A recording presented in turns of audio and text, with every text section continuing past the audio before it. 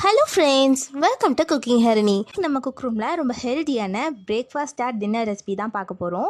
இது நீங்கள் பிரேக்ஃபாஸ்ட் டின்னருக்கு மட்டும் எடுத்துக்காமல் குழந்தைங்களுக்கு ஈவினிங் ஸ்நாக்காக கூட செஞ்சு கொடுக்கலாம். இது ரொம்பவே சாஃப்டாக இருக்கும் அண்ட் ஹெல்த்தியான ரெசிபியும். ஸோ வாங்க இந்த ஹெல்த்தியான ரெசிபியை அவல் வச்சு நம்ம எப்படி செய்யணுங்கிறத பார்க்கலாம். ஸோ இது செய்யறதுக்கு நான் ஒரு மீடியம் சைஸ் கேரட் எடுத்திருக்கேன். அதோட தோல்லாம் சீவிட்டு நல்லா துருவி எடுத்துக்குங்க. ஸோ சின்ன சைஸாக இருந்துச்சுன்னா நீங்கள் 2 கேரட் எடுத்துக்குங்க. ஸோ இந்த மாதிரி துருவி எடுத்தாச்சு. ஸோ இப்போ ஒரு கடாயில் நம்ம எடுத்து வச்சுருக்க அவல் சேர்த்துட்டு நல்லா வறுத்து எடுத்துக்கலாம். நான் இன்றைக்கி 250 கிராம் அளவுக்கு அவல் எடுத்திருக்கேன். ஸோ அவல் எப்போவுமே வளையிற மாதிரி தான் இருக்கும். அப்படி இல்லாமல் நம்ம கையில் எடுத்து பார்த்தோம்னா 2ஆக உடையணும். ஸோ அந்த அளவுக்கு நல்லா வறுத்துக்குங்க.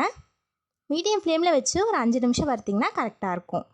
ஸோ இப்போ இது வறுபட்டுருச்சு. ஒரு அவல் எடுத்து நம்ம உடைச்சி பார்க்கலாம்.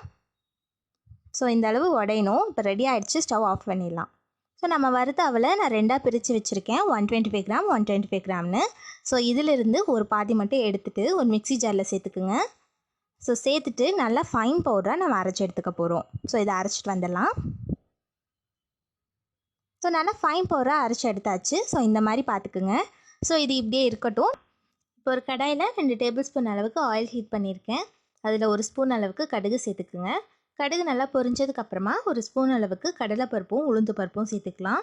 நல்லா பொன்னிறம் ஆயிடுச்சு. இப்போ இதில் ஃப்ளேவருக்காக 1 ஸ்பூன் அளவுக்கு ஜீரகம், கொஞ்சமாக கருவேப்பிலை சேர்த்திக்கலாம். ஸோ இதெல்லாம் எண்ணெயிலே நல்லா பொரியட்டும். ஸோ இப்போ காரத்துக்காக 3 பச்சை மிளகாவை விதையை நீக்கிட்டு சேர்த்துருக்கேன். ஸோ இதுவும் எண்ணெயிலே நல்லா வதங்கட்டும். ஸோ மிளகாய் நல்லா வதங்கிடுச்சு. இப்போ இதில் நம்ம ஏற்கனவே துருவி வச்சுருக்க கேரட் எடுத்து சேர்த்துக்கலாம். ஸோ கேரட் சேர்த்துட்டு ரொம்ப நேரம் வதக்க வேண்டாம். அதில் இருக்க ரா ஸ்மெல் போகிற வரைக்கும் வதக்கினா போதும். ஸோ சரியாக 1 நிமிஷம் வதக்குனிங்கன்னா கரெக்டாக இருக்கும். ஸோ இது நல்லா கலந்து விட்டுறலாம். ஸோ நல்லா மிக்ஸ் பண்ணதுக்கப்புறமா கேரட்டுக்கு தேவையான அளவு உப்பு மட்டும் சேர்த்துக்கலாம். ஸோ உப்பு சேர்த்துட்டு நல்லா மிக்ஸ் பண்ணி விட்டுக்குங்க. ஸோ கேரட்டில் இருக்க ரா ஸ்மெல்லாம் போயிடுச்சு. இப்போ இதில் தண்ணி சேர்த்துக்கலாம். நம்ம இந்த கப்பில் தான் 2 கப் அளவுக்கு அவல் எடுத்துடணும். ஸோ இதே கப்பில் 2.5 கப் அளவுக்கு தண்ணி சேர்த்திங்கன்னா கரெக்டாக இருக்கும். ஸோ தண்ணி சேர்த்துட்டு அவலுக்கு தேவையான அளவு உப்பு சேர்த்துக்கலாம்.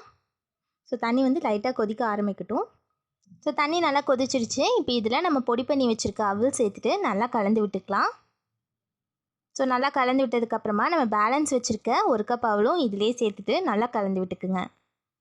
ஸோ தண்ணியோட அளவு சரியாக தான் இருக்கும். சப்போஸ் நீங்கள் கொஞ்சம் கெட்டியாக இருக்குன்னு ஃபீல் பண்ணிங்கன்னா லைட்டாக தண்ணி தெளித்து விட்டுக்குங்க. ஸோ தண்ணி நிறையா சேர்க்கக்கூடாது. அதனால் லைட்டாக மட்டும் தெளித்து விட்டுக்குங்க. ஸோ கண்டிப்பாக இதே மெஷர்மெண்ட்டில் எடுத்திங்கன்னா கரெக்டாக வரும். ஸோ ரொம்ப கெட்டியாக வந்தாலும் ஒன்றும் பிரச்சனை இல்லை. ஏன்னா நம்ம மறுபடியும் இதை வேக வைக்க தான் போகிறோம். ஸோ இந்த மாதிரி நல்லா கலந்து விட்டுக்குங்க. ஸோ இப்போ நல்லா மிக்ஸ் பண்ணியாச்சு. ஸோ இப்போ இதில் குட்டி குட்டியாக கட் பண்ணி வச்சுருக்க கொத்தமல்லி தலையை கொஞ்சமாக தூவிக்கலாம். ஸோ தூவிட்டு இதையும் நல்லா மிக்ஸ் பண்ணி விட்டுக்குங்க. ஸோ இப்போ இது நல்லா மிக்ஸ் பண்ணியாச்சு. இது ஒரு 5 நிமிஷத்துக்கு ஆற வச்சுக்கலாம். ஸோ இப்போ கை பொறுக்கிற சூடில் இருக்குது. இதெல்லாம் 1/2 கப் அளவுக்கு துருவின தேங்காய் சேர்த்துட்டு நல்லா கலந்து விட்டுக்குங்க. ஸோ இந்த மாதிரி நல்லா கலந்து விட்டதுக்கப்புறமா இதுலேருந்து கொஞ்சமாக எடுத்து நம்ம உருண்டை பண்ணி எடுத்துக்கலாம். ஸோ இந்த மாதிரி நல்லா அழுத்தி விட்டு உருண்டை பிடிச்சிக்குங்க. ஸோ ரொம்ப பெரிய சைஸ் வேண்டாம். ஓரளவு மீடியம் சைஸாக பால் பண்ணி எடுத்துக்கலாம். ஸோ இந்த சைஸ் பண்ணிங்கன்னா கரெக்டாக இருக்கும். நம்ம பேலன்ஸ் இருக்க எல்லாத்தையும் இதே மாதிரி பண்ணி எடுத்துக்கலாம்.